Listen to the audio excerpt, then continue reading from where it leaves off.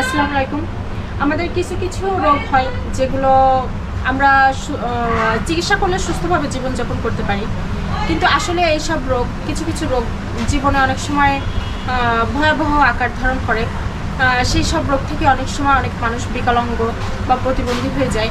তো আমরা সেরকম একটা গল্প শুনবো জহির ভাইয়ের কাছ থেকে। আসসালামু আলাইকুম, কেমন আছেন? তো আপনার কি হয়েছিল আসলে? প্রথমত আমি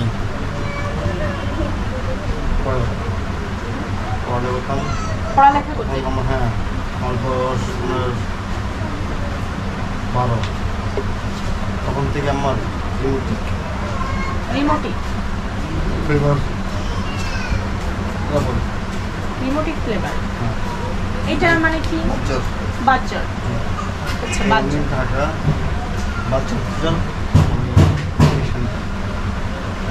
দেওয়ার পর যখন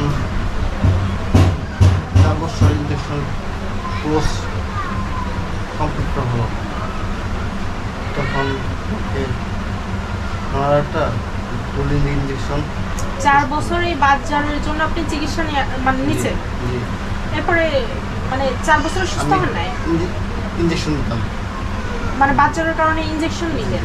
আচ্ছা। তো ওনারা আমাকে একটা ডেট ফেল ইঞ্জেকশন আমাকে পুশ করে দিয়েছে।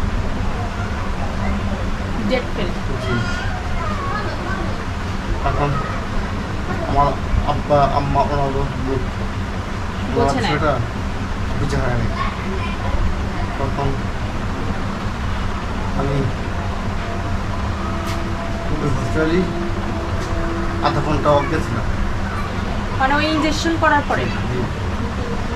আধা ঘন্টা যখন অজ্ঞান ছিলাম, তখন ওনারা তাড়াতাড়ি করে আর সব তাড়াহুড়া করে বোর্ড মিটিং বসলো। বসার পরে বোর্ড বসলো মানে আপনার এই ইঞ্জেকশনটা সম্পর্কে? জি জি, বোর্ড বসে তখন বলছে যে ওনাকে কি ইঞ্জেকশন দেওয়া হয়েছে। উনি আধা ঘন্টা অজ্ঞান ছিল। তখন ওনার তৎক্ষণাৎ ইঞ্জেকশনটা নিয়ে বোর্ড নিয়ে বলতে হলো ইঞ্জেকশনটা ডেট ফেল আরও 4 বছর আগে আমাকে আপনার মাথার পানি ঢেলে সাময়িকভাবে সুস্থ করে এখন ওনারা বলছে যে এটা কোনো অসুবিধা নেই, আমি সুস্থ নেই, এটাতে সুস্থ হয়ে যাবে সেটা। তখন আমি ওনাদের জিজ্ঞেস করলাম যে স্যার এটা কি পরবর্তী কোনো এফেক্ট হবে? না না, এটা করার জন্য তুমি অজ্ঞান হবে, কোনো কিছু হবে না। তখন আমি অবশ্যই করিনি। কেন করিনি? যদি আসলে কর্মের জন্য আমি অজ্ঞান হয়ে যাই, তাহলে আমি কি করে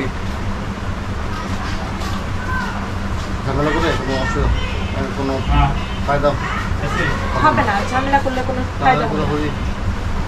আমার কোনো প্রয়োজন নেই। আমি এসে করলাম। আইসা করার 3 মাস পর আমার শরীর সম্পূর্ণ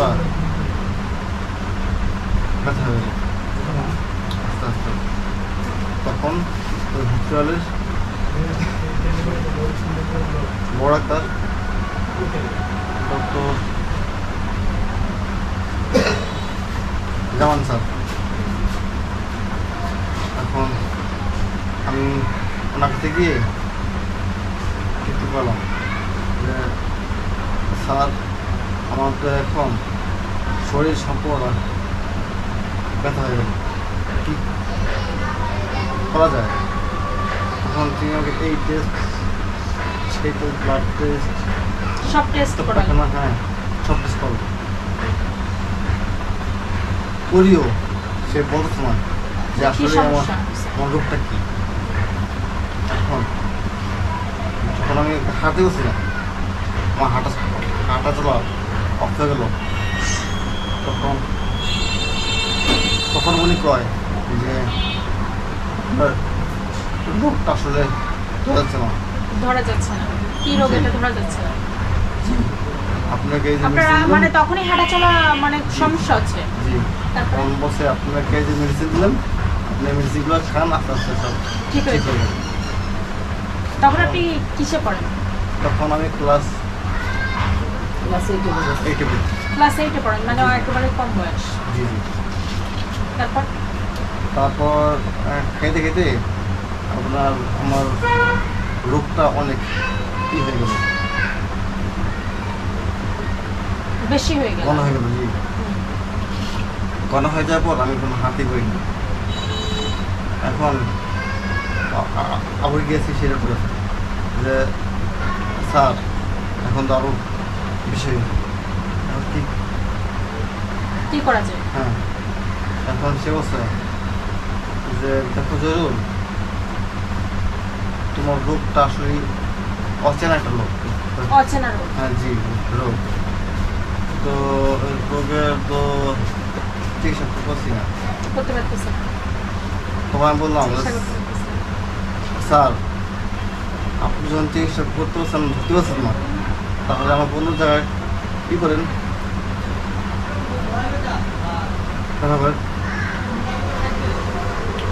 তখন ধুমলে বসে থেকে অন্য জায়গায় তোমাকে দেখা দেবো, তো এটা তো আমার একটা দায়িত্ব। হ্যাঁ খারাপ লাগা মানে এটা নাকি? বেজ্জতি। না মানে আমি পারিনি সেই মান সম্মানতে চাইবে। তখন বলছে আচ্ছা তুমি এক কাজ করো, যদি যখন ওই পেট টকেরা নবদাই করে আমাকে যাও, তুমি ঢাকা মেডিকেল কলেজে তুমি চিকিৎসা করো। ঢাকা মেডিকেল কলেজ, জি জি মেডিকেল কলেজ না, পিজি হাসপাতাল, পিজি হাসপাতাল, ঢাকা হাসপাতাল লয়ে গেছে। বঙ্গবন্ধু হাসপাতাল। জি পিজি হয়েছে মেডিকেল নেই, ঢাকা মেডিকেল আছে। তখন ঢাকা মেডিকেল তো পরে নিছি, পিজি হাসপাতাল নিলাম না। ভিজিট নিয়েছি, ইয়াতে পিজি করাইলো না সরা দিতে। আমি আপনি মুখে ভিজিট ছিল ভাইরাস। তখন আমি যেন মানুষের বুক বেলা কইলো ভাইরাস হয়েছে। গিয়ে কিন্তু বললাম কোনো রকম রোগ ধরতে পারছে না পাওয়াতে পরে শেষমেশ গিয়ে মানে আবার টাকা পিছু তো গিয়ে বললাম যে পিজি হাসপাতালে জি যে জি যে স্যার রোগ তো ধরছে না, কী করবে বা আপনি কোথা থেকে আসবেন? তো আমি বললাম ঢাকা সাপার পত্রিকা। সাপার কয়, আপনার সাবার সিআরপি আছে, বুঝে দেবেন না, ওটা তো পরিচিত। আপনি এক কাজ করেন, সেটা থেকে আপনার ফুল বডি একটা চেক করে, হ্যাঁ ওটা রিপোর্ট নিয়ে আসেন। তখন আমি আইসার সেটিতে এক সপ্তাহ ঘুরে সম্পূর্ণ বোর্ড Body চেক check করলাম। up করলেন। জি চেক করে রিপোর্ট উঠে নিয়ে আমি নিয়ে গেলাম। যার পরে একজন ফ্রেন্ড উনি দেখে আমার রিপোর্ট দেওয়া, উনি বলছে জরুর তুমি তো শেষ সময় সময় শেষ, শেষ সময় মানে চিকিৎসা অনেক দেরি হয়ে গেছে সেটা বলতে চাইছি। জি তখন আমি বললাম যে স্যার শেষ সময় বলতে আপনি কি বোঝাচ্ছে? তোমাকে তো বলা যাবো না, তোমার আব্বা আমাকে বলতে হবে। তখন আপনার কি কি সমস্যা অনুভব হয়? তখন আমার সম্পূর্ণ শরীর ব্যথা হয়েছে। ব্যথা, জি। হাঁটা চলা করতে পারেন জি না। পারেন না একটু? জি না। তারপরে তখন আমার আব্বা আমার করালাম, আমরা গিয়ে শুনলো, আমার দেখতে বললো যে আপনার ছেলে ব্লাড ক্যান্সার হয়েছে, শরীরের ব্লাড সম্পূর্ণ নষ্ট হয়ে গেছে। মানে আপনার ওই ইনজেকশনটার কারণে জি। রক্তটা নষ্ট জি। হয়ে গেছে। তারপর পরে আমি পিজের থেকে হ্যাঁ আইসা তুই যে মাঠটা আছে মাঠে অর্ধেক পর্যন্ত যখন আসছি তখন আবার নাক দিয়া মুখ দিয়া ব্লাড সামনে তখন আমি বুঝে গেলাম যে আসলে আমি আমার ব্লাড ক্যান্সার সমস্যা শেষ হয়। তারপর তারপর কি করলেন? এরপর আপনার টাকা মেডিকেল করবে আমাকে নিয়ে ভর্তি করা হবে। আপনার দিনে 100 রোগী আসে, 99টাই কোথায় কাজ কেটে যায়, একটা মারা যায়। এরকম করতে করতে প্রায় 9-10 দিন। প্রায়জন মারা যায় জীবন। আপনার মারা তখন যায়। কেমন লাগতো? তখন আমার যেদিনকে আমি থেকে পালিয়ে আসছি ওদিনকে আপনি ওখান থেকে পলায় চলে জি জি আসছেন? জি জি ঢাকা মেডিকেল টাকা মেডিকেল থেকে আপনার মা বাবা টের পায়নি আপনি পলায় চলে আসছেন?